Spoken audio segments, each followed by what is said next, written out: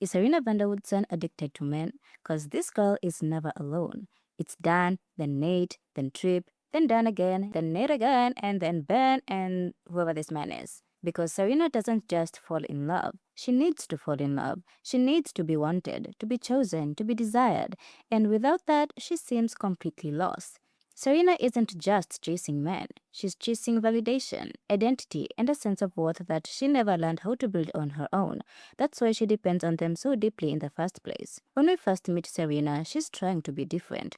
Season 1 presents her as someone who is actively running away from her past that she's ashamed of. She wants to be better. She wants a fresh start. And for a moment, she's softer, calmer, and more grounded than the version of her we hear about before she returns to the Upper East Side. But even that transformation is tied to Dan, because Serena doesn't just grow, she adapts. She becomes whoever the person in front of her needs to be. Around Dan, she becomes thoughtful and introspective. Around Nate, she becomes easygoing and familiar. And around older men like Trip or Ben, she becomes emotional, reckless, and eager to prove she's more mature than she actually feels. It's like she's constantly performing different versions of herself, hoping one of them will finally be enough for someone to stay. And that's where the idea of addiction starts to make sense, because Serena isn't just looking for a connection. She wants love. She needs validation.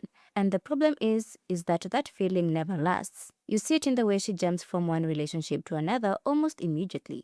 There's always someone, always a new beginning, always a new man who represents a fresh start. But the problem is, nothing actually resets. She carries the same wounds into every relationship, expecting a different outcome. But none of them actually fix what's broken underneath. Instead, they reset the cycle. She falls fast, invests everything, loses herself, and then crashes out when it doesn't work out. And instead of stopping, she starts again. And that's not love, that's dependency. A huge part of this comes from her relationship with her father.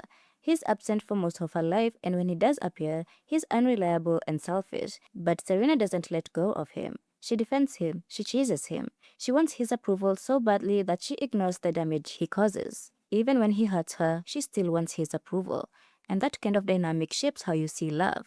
Because if the first man in your life teaches you that love is inconsistent, you start to chase love in unhealthy ways.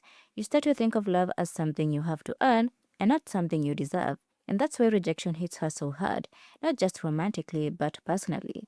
When a man doesn't want her, it's not just a breakup, it's a threat to her identity. She's used to being desired. It's the one thing she never had to work for. So when that disappears, she doesn't know who she is without it. And in a strange way, she seems more comfortable in relationships that are unstable than ones that are safe. That's why she gravitates towards complicated men. Married men, unavailable men, men who don't fully choose her, because those relationships mirror what she already understands. They feel familiar, and familiarity, even when it's unhealthy, can feel safer than something new.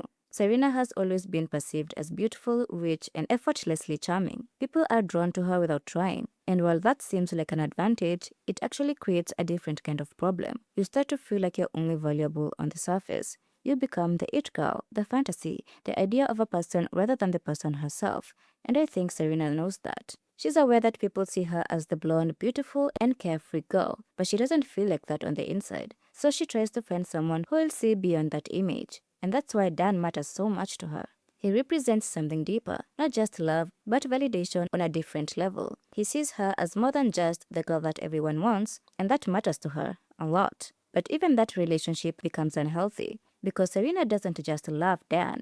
She holds on to him, even when he moves on, even when he clearly changes, even when he hurts her, she keeps going back, like chasing the version of him that once made her feel safe. And that's the thing about Serena. She doesn't let go of people. She lets go of herself instead. She will compromise, adjust, and even betray others just to keep that connection alive. She doesn't just lose a boyfriend, she loses the version of herself that existed in his eyes. And you see this pattern repeat over and over. Serena doesn't just hold on to relationships, she holds on to what they represent. The validation, the identity, the feeling of being enough, and when that disappears, she doesn't know how to cope. Instead of facing her problems, she runs into someone else's arms. There's always another man, always another connection, and the faster she moves on, the less time she has to sit with herself. And that's why she never really grows, because growth requires reflection and accountability. And Serena seems to avoid all of that. She runs, literally and emotionally, and starts over someone new, thinking the change of location will fix the pattern.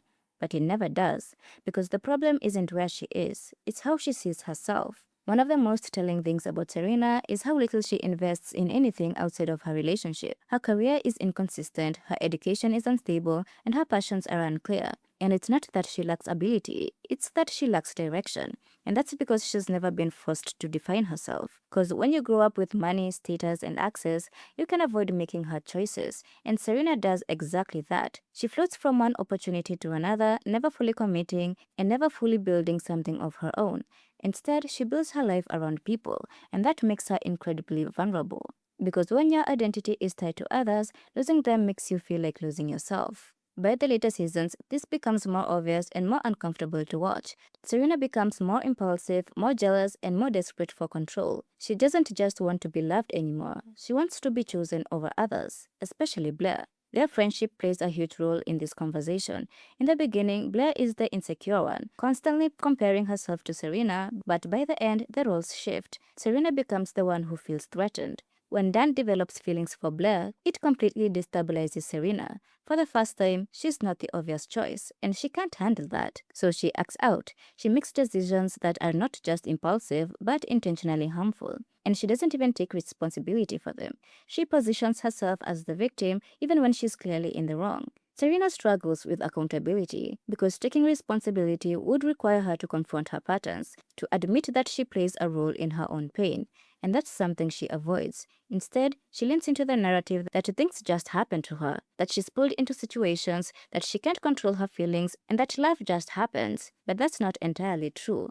Serena makes the choices, and many of those choices prioritize validation over integrity. Do we fully blame her? Because underneath all this is a girl who never felt secure, a girl who grew up without consistent love, without guidance, and without boundaries, a girl who was praised for how she looks and not for who she was.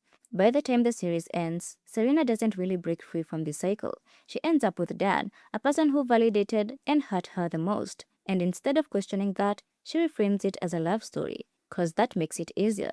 It's easier to believe that everything meant something, that all the chaos led to a happy ending, than to admit that she never really found herself. But what he did with that power was write a love letter, not just to me, but to all of us.